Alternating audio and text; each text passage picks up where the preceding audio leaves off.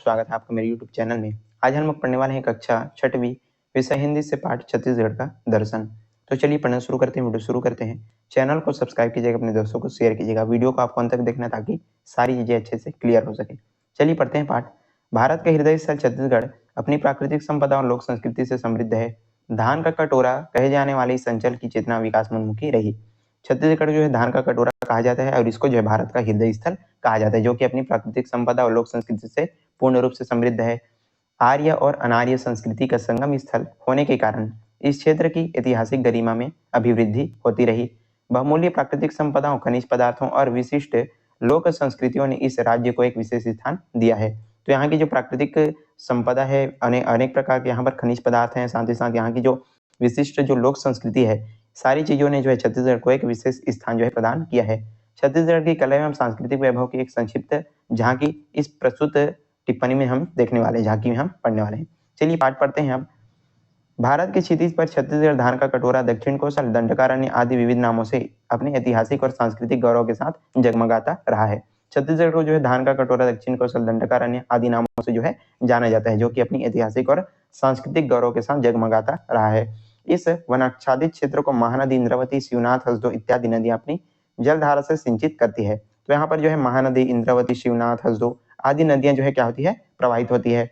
1 नवंबर सन 2000 को एक पूर्ण नए राज्य के रूप में अस्तित्व में आया छत्तीसगढ़ आज विकास की ओर क्या है, अग्रसर है। तो इसकी स्थापना कब हुई थी? 1 नवंबर सन 2000 को जो है छत्तीसगढ़ की स्थापना हुई थी। ये जो है एक नए राज्य के रूप में अस्तित्व में आया था। 1,35,191 वर्ग किलोमीटर में फैले इस राज्य की सीमाएं उड़ीसा, उत्तर प्रदेश, झारखंड, आंध्र प्रदेश, महाराष्ट्र, तेलंगाना और मध्य प्रदेश से मिलती है। तो हमारा छत्तीसगढ़ की जो सीमाएं हैं किन की राज्यों से मिलती है यहाँ पर दिया गया है, तो वो है उड़ीसा, उत्तर प्रदेश, झारखंड, आंध्र प्रदेश, महाराष्ट्र, तेलंगाना और मध्य प्रदेश से मिलती है।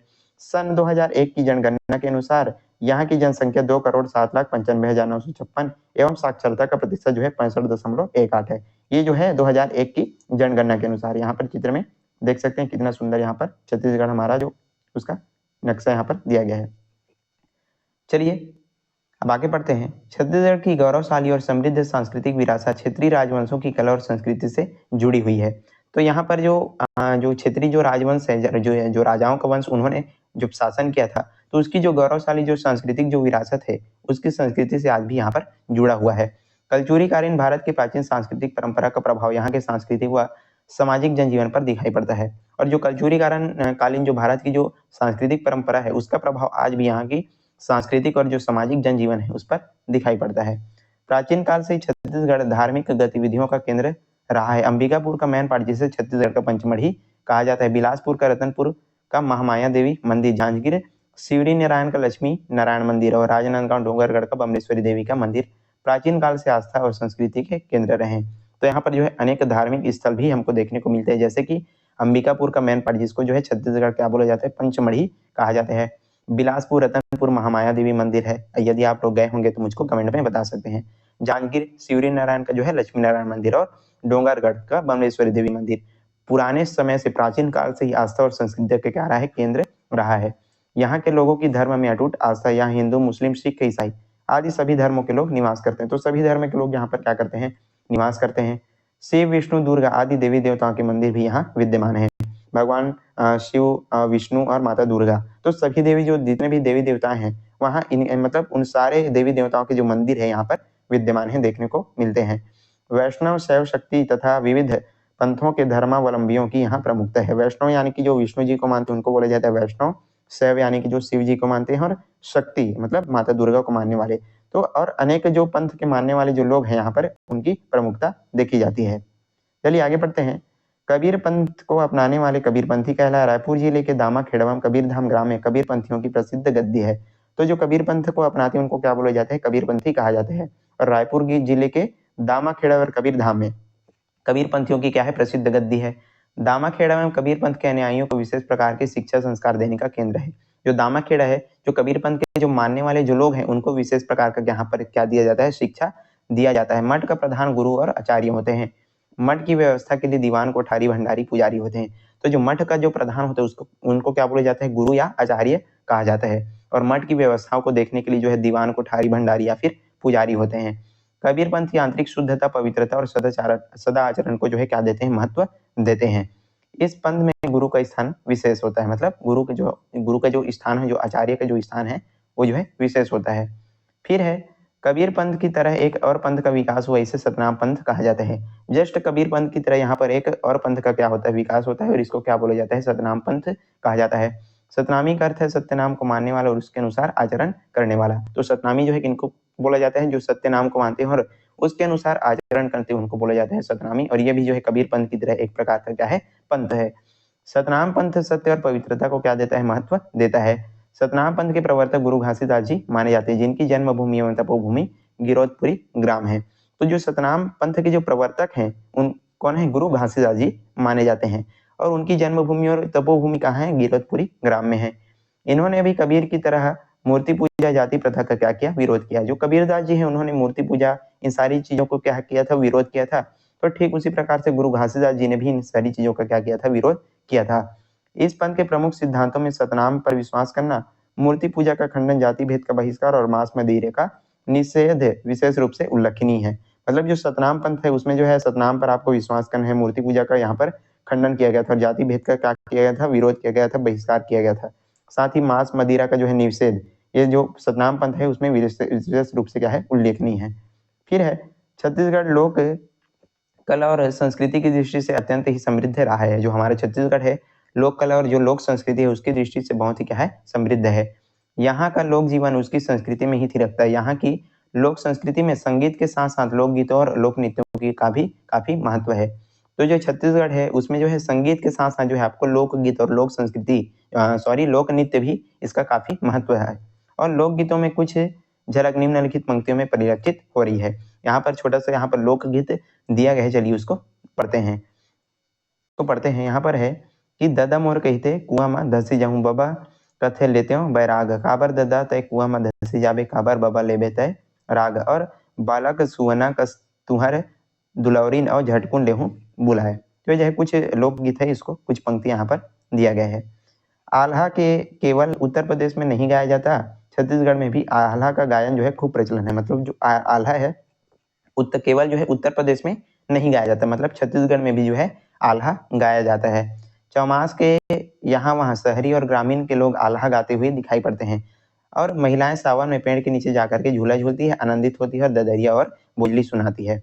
जो महिलाएं हैं सावन के नीचे क्या करती है, हमारे छत्तीसगढ़ में जो है सावन के नीचे पेड़ के नीचे जाकर के जो है झूला झूलती है, और खुशी से वो जो है ददरिया और भोजली जो गीत है वो गाती है, सुनती है। राखी और तीजा के त्योहार के समय बहनें अपने भाइयों से मिलने के लिए व्याकुल रहती है। जब राखी और तीजा का जब त्योहार होता है, तीज पर्व, तो उस समय जो बहन है वो अपने भाइयों से मिलने के लिए कैसी रहती है, व्याकुल रहती है। भाई बहनों को संदेश भेजता है कि तुम शंका मत करना, चिंता मत करना, मैं तीजा की रोटियां लेकर के तुम्हें लेने आऊंगा। तो जो भाई है वो अपनी बहनों को जो है क्या करता है, संदेश भेजता है कि तुम चिंता मत करना, मैं तुमको तीजा की रोटियां लेकर के मैं तुमको लेने आऊंगा, ऐसा करके। निम्नलिखित पंक्तियों में ये भाव कितने मार्मिक शब्दों में व्यक्त किए हुए हैं। तो इसी को जो है बहुत ही अच्छे तरीके से इन पंक्तियों में बताया गया है कि संसो तय झन करीबे फिकर झन तय करीबे, तीजा के रोटी धरी के तोला लेबर आहू हो। तो इस प्रकार एक भाई का जो संदेश है इन पंक्तियों के माध्यम से अपनी बहन को दिया जा रहा है।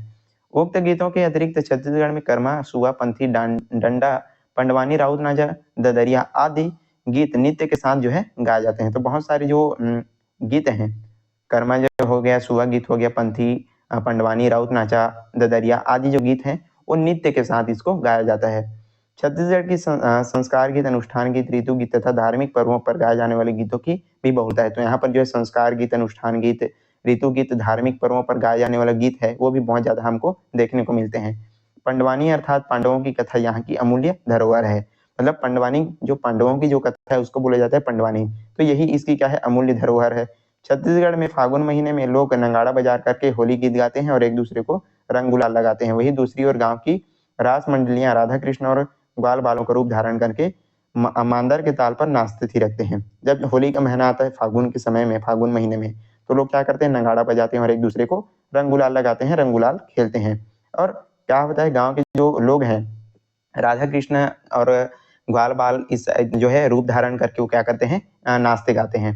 छत्तीसगढ़ के प्रमुख लोक वाद्यों में मांदर, ढोलक, नगाड़ा, चिकारा, मोहरी और सिंग बाजा जो है प्रमुख है। ये जो है छत्तीसगढ़ के प्रमुख कुछ क्या है, वाद्य यंत्र है। मांदर हो गया, ढोलक, नगाड़ा, चिकारा, मोहरी, तो ये सारे जो है प्रमुख हैं। छत्तीसगढ़ की भाषा छत्तीसगढ़ी है, जो पूर्वी हिंदी की क्या है, उपभाषा है। तो यहाँ पर जो है छत्तीसगढ़ी बोला जाता है। ये जो है छत्तीसगढ़ की भाषा है, जो कि पूर्वी हिंदी की क्या है, उपभाषा है। ये जो है सरस और प्रवाहमयी है, साथ ही ब्रज भाषा की तरह क्या है, मधुर है। हमारा छत्तीसगढ़ बहुत ही क्या है, मतलब जो छत्तीसगढ़ी जो बोली है ब्रज भाषा की तरह बहुत ही क्या है, मधुर है। यहाँ के 85% जनता यहाँ जो है यही भाषा बोलती है, यानी कि छत्तीसगढ़ी बोलती है। इसके अतिरिक्त हिंदी और उड़िया भाषाएं भी यहाँ प्रचलित है। हिंदी भी बोला जाता है और साथ ही साथ जो उड़िया भाषा है वो भी बोला जाता है। विभिन्न बोलियों के अंतर्गत लरिया, सादरी, कुड़ुक, उराव, सरगुजिया, गोंडी, हल्बी आदि जनमान पर जो है अधिकार किए हुए हैं। तो यहाँ पर ये सारी जो भाषाएं हैं वो भी बोली जाती है। छत्तीसगढ़ में साहित्य का काफी महत्वपूर्ण स्थान है। हिंदी काव्य, निबंध, कहानी आदि विधाओं में छत्तीसगढ़ के साहित्यकारों का विशेष योगदान रहा है। तो छत्तीसगढ़ में जो है साहित्य का भी बहुत ज्यादा क्या है, महत्वपूर्ण योगदान है। छत्तीसगढ़ मतलब स्थान है। और हिंदी काव्य, निबंध, कहानी आदि जो विधाएं हैं उनमें छत्तीसगढ़ के जो जितने भी साहित्यकार हैं उनका विशेष योगदान रहा है। लोचन प्रसाद पांडे, मुकुटधर पांडे, माधवराव सप्रे, गजानन माधव, मुक्तिबोध, पदुमलाल, पुन्नालाल बख्शी, हरि ठाकुर, सुंदरलाल शर्मा और नारायण लाल परमार, जगन्नाथ प्रसाद भानु और द्वारका प्रसाद तिवारी, विप्र, श्रीकांत वर्मा, लाला जगदलपुरी, पंडित रामदयाल तिवारी, बाबू प्यारेलाल गुप्ता, पंडित केदारनाथ ठाकुर इत्यादि ऐसे नाम हैं जिनकी कृतियों से हिंदी और छत्तीसगढ़ी साहित्यों की वृद्धि हुई है। तो ये जो है सारे क्या है, लेखक हैं और कवि हैं, और इनकी ख्याति जो है आज भी प्रसिद्ध है। और इससे जो है छत्तीसगढ़ की जो साहित्य है उसमें क्या हुई है, वृद्धि हुई है। स्थापत्य कला की दृष्टि से छत्तीसगढ़ का अपना वैभव और गौरवपूर्ण इतिहास रहा। छत्तीसगढ़ के प्राचीन मंदिर, दुर्ग, शिलालेख, राजमहल इत्यादि यहाँ की स्थापत्य कला के अनुपम उदाहरण है। तो यहाँ जितने भी पुराने जो मंदिर हैं, जितने भी किले हैं, वो जो है क्या दिखाते हैं, एक छत्तीसगढ़ जो अपना जो वैभवपूर्ण और जो गौरवशाली जो इतिहास है उसको दिखाते हैं, उदाहरण है। यहाँ के प्राचीन मंदिरों का निर्माण गुप्त काल और कलचुरी काल में हुआ था। जितने भी पुराने जो मंदिर हैं छत्तीसगढ़ के, तो उनका निर्माण कब हुआ था, गुप्त काल और कलचुरी काल में इन मंदिरों का निर्माण किया गया था। प्राचीन मंदिरों में राजिम स्थित राजीव लोचन अत्यंत प्रसिद्ध है। मुख्य मंदिर विस्तृत आकार के बीच में ऊंची कुर्सी पर खड़ा है और उसके चारों ओर 4 छोटे मंदिर बनाए गए हैं। तो जो राजिम है, राजिम का जो राजीव लोचन मंदिर है वो अत्यंत क्या है, प्रसिद्ध है। यदि आप लोग गए होंगे तो मुझको कमेंट में बता सकते हैं। तो यहाँ पर जो मुख्य मंदिर है, जो राजीव लोचन का जो मुख्य मंदिर है, वो एक ऊंचे कुर्सी पर जो है खड़ा है और साथ ही साथ उसके चारों ओर जो है 4 छोटे जो मंदिर हैं वो बनाए गए हैं। गर्भगृह में भगवान विष्णु की एक चतुर्भुज प्रतिमा है। उनके हाथ में शंख, चक्र, गदा और पद्म, ये 4 आयुध है। मतलब जो गर्भगृह है, जो मंदिर का जो गर्भगृह होता है, उसमें जहाँ पर जो है भगवान की जो मूर्ति होती है, तो उसमें जो है उस गर्भगृह में भगवान विष्णु की जो यहाँ पर प्रतिमा है। और यही प्रतिमा राजीव लोचन के नाम से क्या है, प्रसिद्ध है। और इसी को जो है क्या बोला जाता है, राजीव लोचन जो मंदिर है उसके नाम से ये जो है प्रसिद्ध है। सिरपुर में स्थित लक्ष्मण मंदिर स्थापत्य कला की दृष्टि से छत्तीसगढ़ की धरोहर है। और सिरपुर में क्या है, लक्ष्मण मंदिर है, जो कि बहुत ही क्या है, प्रसिद्ध है। इसका निर्माण पांडु वंश के राज्यकाल में हुआ था। तो इसका जो निर्माण है, सिरपुर का जो लक्ष्मण मंदिर का निर्माण है, वो पांडु वंश के राज्यकाल में हुआ था। कहा जाता है कि राजा शिवगुप्त की राजमाता वाष्टा द्वारा अपने पति की स्मृति में यह मंदिर बनवाया गया था। गर्भगृह का प्रवेश द्वार पाषाण से तथा ऊपर के शिखर पूर्ण रूप से ईंटों से बने हुए हैं। तो इसका जो शिखर है पूरी तरीके से क्या है, ईंटों से बना हुआ है। बहुत ही प्राचीन मंदिर है। बस्तर के बारसूर में शिव जी का एक मंदिर है। यह ऐसा 32 खंभों पर स्थित है। इन खंभों पर सुंदर नक्काशी की गई है। तो यहाँ पर जो है मैं जा चुका हूँ और ये जो है बहुत ही सुंदर जो है मंदिर है, बारसूर में है। ये जो है बस्तर के बारसूर में शिव जी का मंदिर, इसको जो है 32 खंभों पर स्थित है। वहां पर 32 खंभा है, इस प्रकार से इसको बोला जाता है। और इसमें जो है बहुत ही सुंदर तरीके से नक्काशी की गई है। खंभों पर नाग एवं विभिन्न देवी देवताओं की प्रतिमा जो है उत्तीर्ण की गई है। मतलब यहाँ इस खंभों में जो है क्या किया गया, देवी देवता की जो प्रतिमा है उसको बनाया गया है। बस्तर के कुटुम्बसर गुफाएं, चित्रकूट का जलप्रपात और दंतेश्वरी देवी का मंदिर जो है दर्शनीय है। तो ये सारे जो है दर्शनीय स्थल है छत्तीसगढ़ के। कवर्धा की लगभग 16 किलोमीटर दूर जंगल में भोरमदेव का मंदिर है, जो छत्तीसगढ़ का खजुराहो नाम से विख्यात है। तो भोरमदेव का जो मंदिर है उसको क्या बोला जाता है, छत्तीसगढ़ का खजुराहो कहा जाता है। इस मंदिर की कला जो है उत्कृष्ट है। मंदिर के बाहरी भाग में विभिन्न मूर्तियां निर्मित है। उनमें अंगों का भाव, भंगिमा इस प्रकार है कि उन्हें देखकर लोग चकित और विस्मित रह जाते हैं। मंदिर है, वहां पर जो देवी देवता के जो बने हुए हैं, मूर्तियां बनाई गई है, उनको देख करके सभी लोग क्या हो जाते हैं, चकित हो जाते हैं। मुख्य द्वार के समक्ष शिवलिंग इस बात को प्रमाणित करता है कि नागवंशी शिव के उपासक थे। और यहाँ पर मुख्य द्वार पर शिवलिंग है, जो क्या बात इस बात को प्रमाणित करता है, जो नागवंशी थे वो लोग क्या करते थे, शिव को पूजते थे। छत्तीसगढ़ की लोक संस्कृति में तीज और पर्वों की रंग रंगीली धारा रची बसी है। लोक आस्थाओं और लोक विश्वासों से जुड़े इन त्योहारों में सर्वाधिक लोकप्रिय त्योहार है तीज, तीजा, पूरा, हरेली, अक्ति इत्यादि। तो यहाँ पर जो है बहुत सारे तीज पर्व जो त्योहार हैं, जो पर्व हैं वो भी मनाए जाते हैं। और बहुत ज़्यादा जो प्रमुख त्योहार है यहाँ के तीजा, पूरा, हरेली इत्यादि जो है, अक्ति, ये सारे जो है यहाँ के प्रमुख त्योहार हैं छत्तीसगढ़ के। तीजा त्योहार के सिलसिले में छत्तीसगढ़ के लोग अपनी बहन व बेटियों को उनके ससुराल से मायके लिवा लाते हैं। जब तीजा का पर्व होता है, आप सभी लोग पता है कि जितने भी हम बहन बेटियां होते हैं वो जो है अपने ससुराल से मायके आते हैं। इस त्योहार में सुहागिनियां स्त्री ब्रह्म मुहूर्त में उठ करके विधि विधान से भगवान शिव और पार्वती की पूजा करते अपने पति की दीर्घायु के लिए करती है। तो क्या होता है, वो जो है उपवास करती है और अपने पति की दीर्घायु के लिए वो जो है उपवास रहती है। इस दिन से वे अन्न, फल, दूध और जल ग्रहण नहीं करती, अर्थात निर्जला व्रत रखती है। और कुंवारी कन्या भी श्रेष्ठ वर के लिए कामना से यह व्रत रखती है। जो कुमारी कन्या है वो भी क्या करती है, व्रत रखती है, क्योंकि उनको अच्छा वर मिले ऐसा करके। पोला त्योहार के दिन खेती का काम आने वाले बैलों की पूजा होती है। और जब पोला का पर्व होता है तो उसमें जो खेती में जो काम आने वाले जो बैल होते हैं उनकी पूजा की जाती है। हरेली के दिन हल जो नांगर होता है उसकी पूजा की जाती है। अक्ति के दिन जो है मिट्टी से बने गुड्डा गुड्डियों का विवाह किया जाता है। आप जो अक्ति जो विवाह होता है उसमें क्या किया जाता है, जो गुड्डे गुड़िया हैं उनका विवाह किया जाता है, छोटे छोटे बच्चे जो है करते हैं। और इस दिन को विवाह के लिए अत्यंत शुभ तिथि मानी जाती है। और इसी दिन से जो विवाह का जो कार्यक्रम है वो शुरू हो जाता है। विवाह गौना जैसे मांगलिक कार्य आज के दिन से आरंभ हो जाते हैं, यानी कि जो अक्ति है उसके दिन से जो है प्रारंभ हो जाता है। एक नवोदित राज्य के कारण छत्तीसगढ़ के विकास की अत्यंत संभावना है। तो छत्तीसगढ़ आज भी जो है विकास की ओर अग्रसर है। छत्तीसगढ़ का प्राकृतिक वैभव, उनकी सांस्कृतिक धरोहर सचमुच क्या है, अनूठी है। छत्तीसगढ़ की इस माटी का श्रृंगार हम सभी को मिलकर के करना है। तो देख सकते हैं हमने पूरा बहुत अच्छे तरीके से पूरे छत्तीसगढ़ के बारे में यहाँ पर समझा, जो कि बहुत ही क्या था, अद्भुत था। समृद्ध सांस्कृतिक धरोहर किसी समृद्ध समाज की क्या है, पहली पहचान है। और छत्तीसगढ़ की सांस्कृतिक विरासत यह सिद्ध करती है कि हमारा राज्य सदियों से हर क्षेत्र में समृद्ध रहा है। मतलब जो हमारा छत्तीसगढ़ राज्य है सदियों से, प्राचीन काल से ही हर क्षेत्र में क्या रहा है, समृद्ध रहा है। हमारा दायित्व है कि हम अपनी इस अमूल्य धरोहर की क्या करें, शून्य बनाए रखें। यह तभी संभव होगा जब समाज के लोग शिक्षित हों, और ये सारी चीजें तभी संभव होगी जब समाज के लोग क्या होंगे, शिक्षित होंगे। हमें अपने राज्य की आध्यात्मिक, सांस्कृतिक और प्राकृतिक संपदा पर क्या है, गर्व है।